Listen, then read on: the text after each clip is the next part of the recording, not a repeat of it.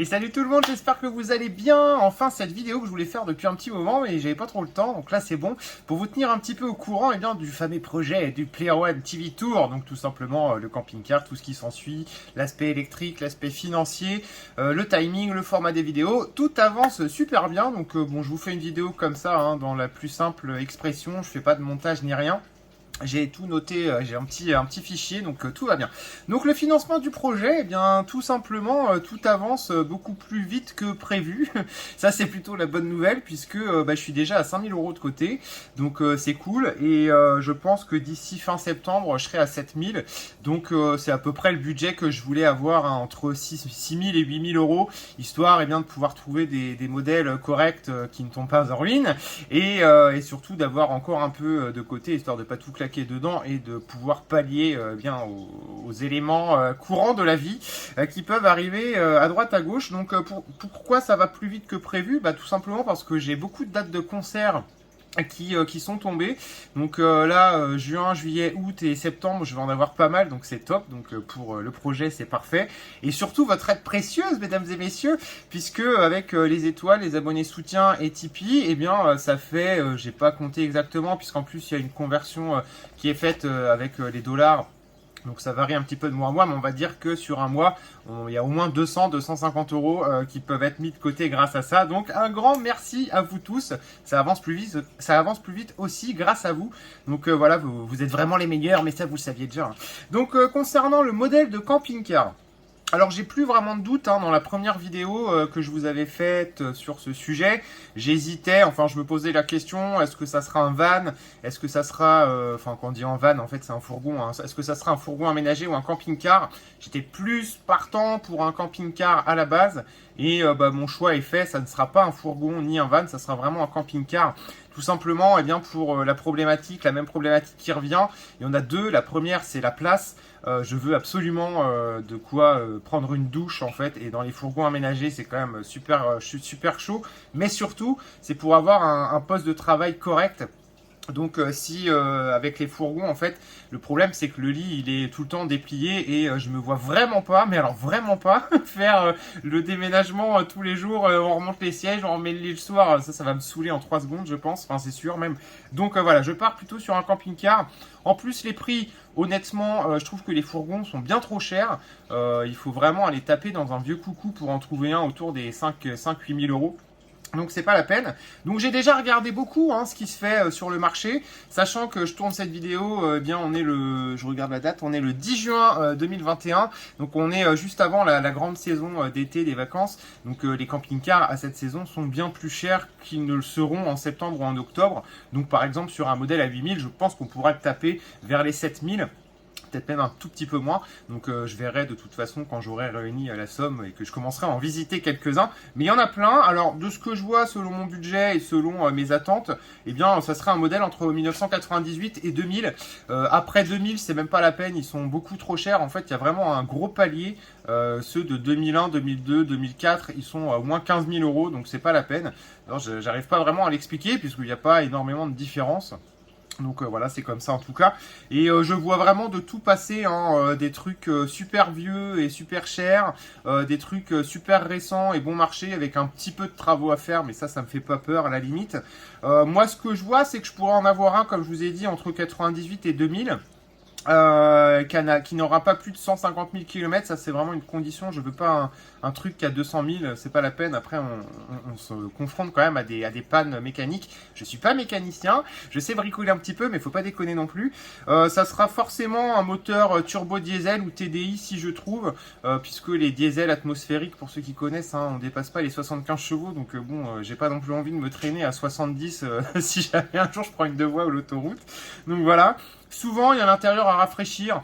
Bon, à la limite, je préférerais, puisque au moins on peut faire une déco comme on a envie. Il suffit d'acheter un peu de tissu, un peu de peinture et un peu de sol. Ça coûte pas cher, ça, et c'est plaisant en plus à faire. Donc ça me dérangerait pas. Idéalement, j'aimerais un camping-car qui fait moins de 6 mètres de long, tout simplement pour pouvoir me garer sur des places de parking classiques et ne pas avoir à stresser. Tiens, est-ce que je vais pouvoir le placer ici ou le placer là? Donc ceux qui font moins de 6 mètres sont très habitables, avec une capucine, hein, je veux pas de lit tout fait tout le temps. Je veux vraiment le truc en haut pour pouvoir avoir un bureau en bas en fait.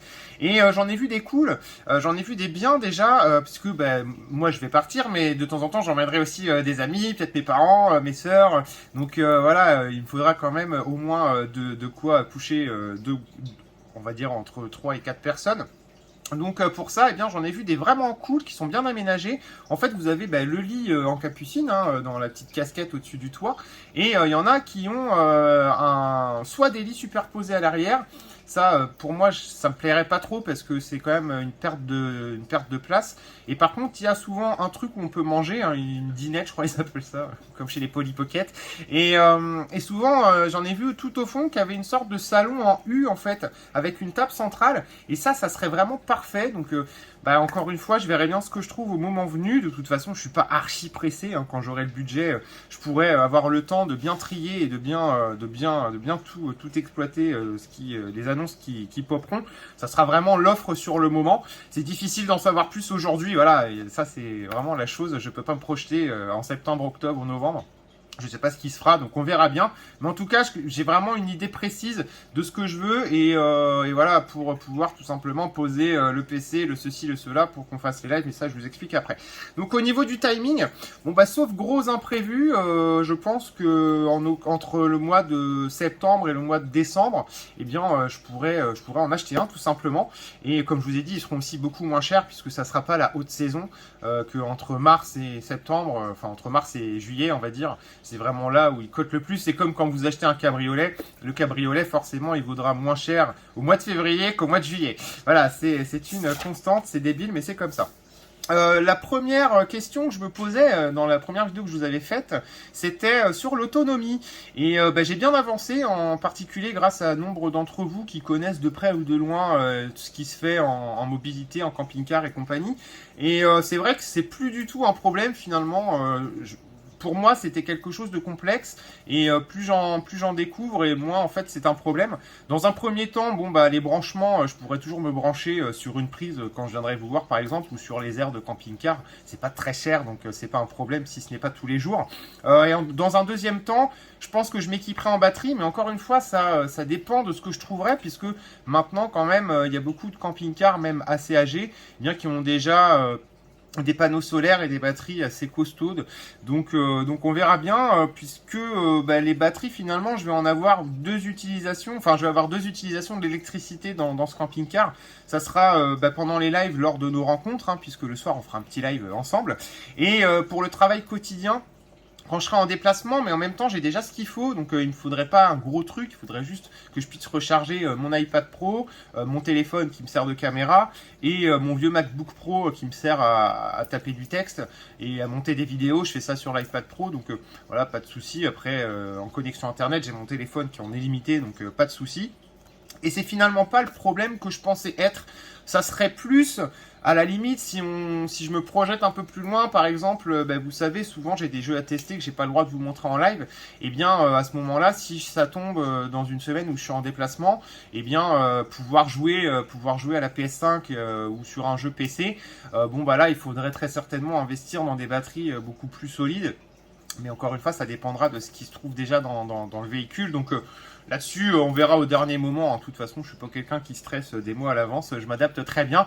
Donc voilà, et au pire, je remettrai un peu d'argent de côté, histoire d'investir dans des batteries et dans des panneaux solaires, si ce n'est pas le cas. Mais il n'y en a pas pour beaucoup plus que 1000 euros. Je pense même que pour 600 euros, on peut déjà avoir quelque chose de correct. Donc on verra bien le moment venu. En fait, ça ne sera vraiment pas la priorité. Parce que je ne vais pas vivre à l'intérieur à l'année, en tout cas pas pour l'instant.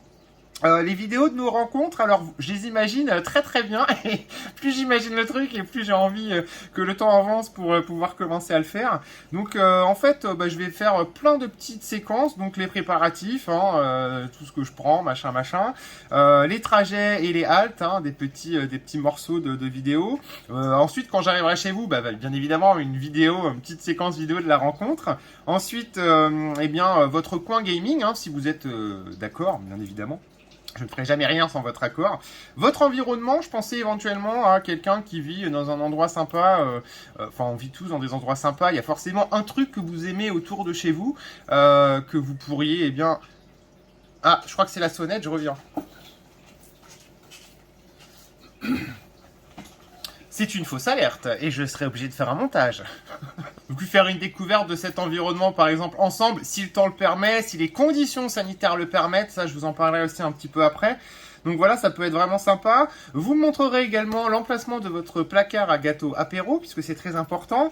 On se fera le fameux live le soir et sur mon Instagram et sur Facebook et sur les groupes, eh bien je partagerai des stories, des photos. Voilà, si par exemple je m'arrête en trajet, que je vois un truc sympa, je ferai un petit truc. Enfin voilà quoi, du classique, du grand classique. Alors pour les vadrouilles, eh bien je pourrais faire ça pendant toutes les vacances scolaires à peu près. Mais surtout aux vacances de la Toussaint, vacances de février, vacances de Pâques, le mois de juin, le mois de septembre. Après juillet-août, j'en sais pas trop encore, puisque d'une saison à l'autre, ça dépend. Je chante environ 2 fois par semaine, mais ça peut être aussi l'occasion d'aller chanter un peu plus loin. Et on est toujours en projet avec l'ami Laurent pour notre album de métal symphonique. On traînasse parce que voilà, c'était vraiment pas simple ces 2 dernières années avec tout ça. Mais voilà, ça s'intégrera parfaitement dedans, donc ça je me fais pas trop de soucis non plus, mais disons que dès que j'aurai 2-3 jours et que je suis pas une montagne de travail par-dessus la tête, je peux prendre le machin. En fait, c'est ça qui est super, c'est que quand tu as un véhicule comme ça, je sais pas, les mercredis soirs, ils annoncent une bonne fin de semaine, même au mois de novembre ou au mois de janvier. Allez hop, on se barre, on va peut-être pas trop loin si je travaille le samedi par exemple, et puis voilà, ça laisse 2-3 jours pour visiter, pour aller vous rencontrer. Donc ça peut être vraiment sympa. Et donc voilà, un peu je pourrais surtout faire ça et partir plus loin, pour ceux qui habitent plus loin, pendant les vacances de la Toussaint, les vacances de février s'il n'y a pas trop mètres de neige, à Pâques et au mois de juin et au mois de septembre. 2-3 jours par-ci par-là, je vous l'ai dit. Alors après, pour tout ce qui est aussi étoiles pendant les lives, les tipeurs et les abonnés soutien, eh bien ça sera le budget essence et le budget entretien tout simplement, puisque faut quand même manger un petit peu quand on est dehors. Et l'essence, c'est du diesel, ça coûte moins cher que Toyota Celica qui bouffe de l'essence, mais du samplon 98. Mais voilà, il faut quand même prévoir. Ça sera pas non plus hyper cher. Après, c'est plus tu vas loin forcément et plus ça douille. Après, il y a des entretiens, il y a les vidanges et tout, mais si je me lance dans ce type de projet, c'est parce que je peux aussi assumer ces frais-là. Donc, ce que je voulais vous dire aussi, c'est qu'il y a quand même beaucoup d'incertitudes concernant, comment on va vivre à partir de octobre-novembre 2021.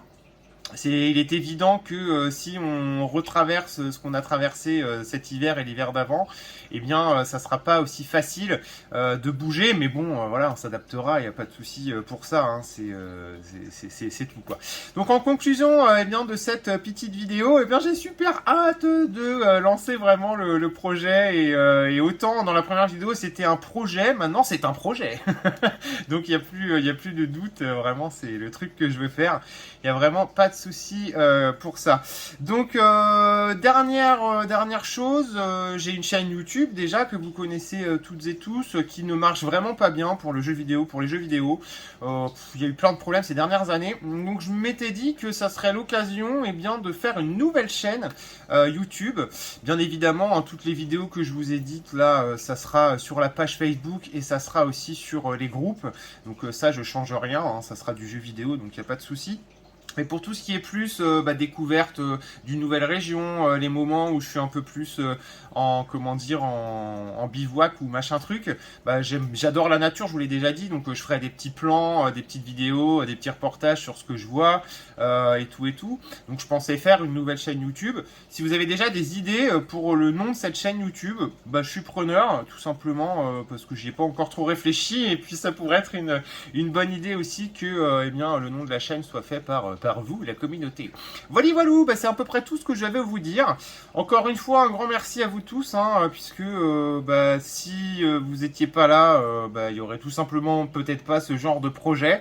Donc voilà, grand merci, et puis je vous tiens au courant. De toute façon, là je vais laisser couler l'été, juin, juillet, août, on va bien travailler pour bien mettre de l'argent de côté, et puis quand je commencerai à chercher des modèles, je vous ferai des petites vidéos aussi pour vous dire ce que je trouve. Quand j'irai en visiter un, je ferai aussi, je pense, une petite vidéo si les propriétaires sont d'accord. Donc voilà, il y a encore plein de contenu à venir de ce côté-là et c'est vraiment top parce que ça va faire des contenus encore plus divers et variés sur le monde du jeu vidéo. En fait, on élargit puisque le gaming, ce n'est qu'une étape parmi tant d'autres hein, dans la vie. De toute façon, on ne vit pas à 400% pour le jeu vidéo. Et voilà, voilà. Et ben, je vous fais une bise et je vous dis à bientôt. Salut tout le monde!